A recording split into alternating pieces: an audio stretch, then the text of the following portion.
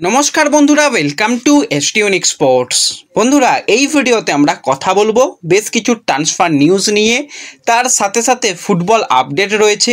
East বেঙ্গলের টার্গেটে থাকা বিদেশি প্লেয়ারকে নিয়েও কিন্তু বেশ কিছু আলোচনা রয়েছে এই ভিডিওতে। তাই ভিডিও শুরু করার আগে একটাই রিকোয়েস্ট, চ্যানেলে যারা প্রথমবারের জন্য এসেছো মনে করে চ্যানেলটাকে সাবস্ক্রাইব করে নিও, তাহলে প্রিয় দলের খেলার সমস্ত আপডেট তোমরা এখানে পেয়ে যাবে। তো চলো আর দেরি না করে ভিডিও শুরু করা যাক। তো ট্রান্সফার উইন্ডোতে প্রত্যেকটা দল কিন্তু তাদের দল গঠন যথেষ্ট ভালোভাবে করলেও এই মুহূর্তে সবথেকে সমস্যার মধ্যে যেই দলটা রয়েছে সেটা হচ্ছে মোহামেডান। তারা কিন্তু অলরেডি রেজিস্ট্রেশন ব্যান খেয়ে রয়েছে। এর ওপর কিন্তু তাদের ফিফা ব্যান আসার সম্ভাবনা অনেকটাই তৈরি হয়েছে। তো সেক্ষেত্রে তাদের কিন্তু যথেষ্ট চাপ এই মুহূর্তে যে কি হবে না হবে পরবর্তী সময়।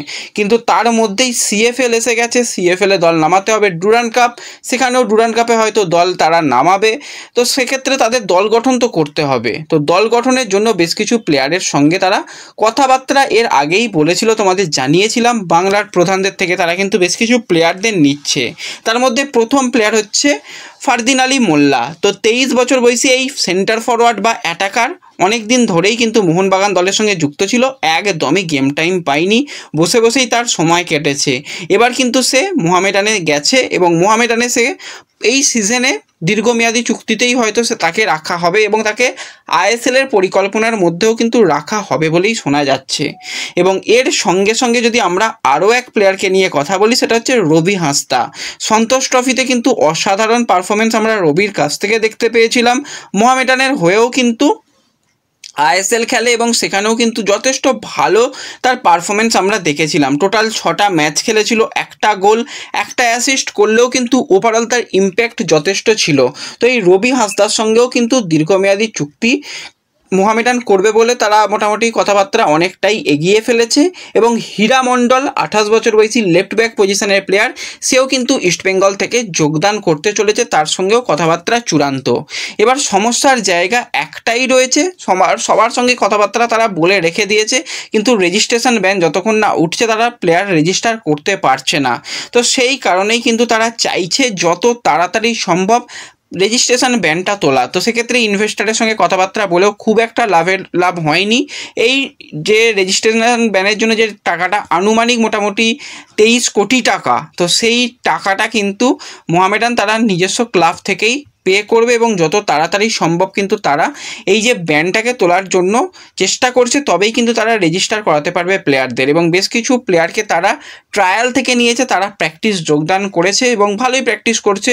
মেরাজউদ্দিনের ব্যাপারটাও বলেছিলাম যে কয়েকদিনের মধ্যেই চলে আসবে, সেও কিন্তু সোমবার থেকে চলে এসেছে, প্রস্তুতি পর্ব নিচ্ছে। মেরাজের কাছেও কিন্তু এটা একটা বড় চ্যালেঞ্জ যে এরকম একটা দল যেখানে বেশিরভাগ অচেনা প্লেয়ার, কয়েকজন সিনিয়র প্লেয়ার রয়েছে, তাদের নিয়ে দল গঠন করে এত তাড়াতাড়ি টুর্নামেন্ট শুরু হচ্ছে, টুর্নামেন্টে নামা। তো সেক্ষেত্রে মোহামেডান শোনা যাচ্ছে সিএফএলের যে প্রথম তাদের ম্যাচটা রয়েছে একটুখানি পিছোতে তারা রিকোয়েস্ট করছে, তারা যদি পরে ম্যাচটা খেলে, কারণ এই সবে দল গঠন হচ্ছে, এখনও রেজিস্ট্রেশন ব্যানের জন্য প্লেয়ার রেজিস্টার তারা ঠিকঠাক করাতে পারেনি। তো সেই কারণেই তারা রিকোয়েস্ট করছে, দেখা যাক সেই ব্যাপারে সম্মতি দেয় কি না আইএফএ, সেই দিকে আমাদের নজর থাকবে। এবং এর সঙ্গে সঙ্গে আমরা যদি একটুখানি কথা বলি একটু আমাদের মহিলা দলের দিকে, তো কালকে কিন্তু আমাদের মহিলা দল অসাধারণ পারফরমেন্স করেছে। তারা কিন্তু যেভাবে কালকে খেলেছে অসাধারণ। প্রথম ম্যাচেই কিন্তু তারা মঙ্গোলিয়াকে 13-0 ব্যবধানে কিন্তু হারিয়েছে। তার মানে ভাবো 13-0, যেখানে আমাদের জাতীয় দল গোল করতে ভুলে গেছে, সেখানে 13-0 গোলে কালকে কিন্তু আমাদের মহিলা দল ম্যাচ জিতেছে। যথেষ্ট ভালো তারা ডমিনেটিং ম্যাচ যেরকম খেলেছে, তার সাথে সাথে যেরকম গোল করেছে, সঙ্গে ডিফেন্স অসাধারণ কিন্তু ম্যাচ গেছে। তো আশা করছি পরবর্তী সময় মহিলা ব্রিগেড কিন্তু আরও ভালো এরকম পারফরমেন্স দেবে। এবং পুরুষ দলেরও উচিত যে অন্তত মহিলা দল বা যারা রিজার্ভ টিম যারা খেললো অনূর্ধ্ব 23 দল, তাদের দিকে দেখা, তারা অনেক কোয়ালিটি ফুটবল খেলেছে। তো এই এশিয়ান কাপের যে কোয়ালিফিকেশনের ম্যাচটা কিন্তু ভালো গেছে, আশা করছি পরবর্তী ম্যাচগুলো খুব ভালো যাবে। এবং এর সাথে সাথে আমরা যদি একটুখানি ইস্টবেঙ্গলকে নিয়েই কথা বলি, তো ইস্টবেঙ্গল কিন্তু তাদের স্ট্রাইকার পজিশন সেখানের জন্য বেশ কয়েকটা প্রোফাইল নিয়ে নাড়াচাড়া করছে, তোমাদের জানিয়েছিলাম, এবং একজন প্লেয়ারকে নিয়েও কয়েকদিন আগে জানিয়েছি যে 32 বছর বয়সী নাইজেরিয়ার সেন্টার ফরওয়ার্ডের প্লেয়ার ইউসুফ ওটাবাঞ্জু, যে কিন্তু বর্তমানে একটা ক্লাবের সঙ্গে কন্ট্রাক্টেড প্লেয়ার রয়েছে, 30শে জুন পর্যন্ত তার কন্ট্রাক্ট রয়েছে।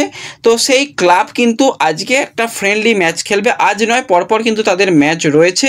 তো সেক্ষেত্রে কিন্তু এই এফসি পিউনিক ক্লাবের কিন্তু আজকে একটা ম্যাচ রয়েছে, 29 তারিখে ম্যাচ রয়েছে, 3 তারিখে ম্যাচ রয়েছে, তারপরে 10 তারিখেও ম্যাচ রয়েছে, 17 তারিখেও ম্যাচ রয়েছে। তো এই ম্যাচগুলোতে কিন্তু এই ইউসুফ ওটাবাঞ্জুকে খেলানো হবে। প্রথম 3টে ম্যাচ কিন্তু ফ্রেন্ডলি ম্যাচ, এবং এই সিজন বলো বা লাস্ট কয়েকটা সিজনই বলো, ইউসুফের পারফরমেন্স যথেষ্ট ভালো।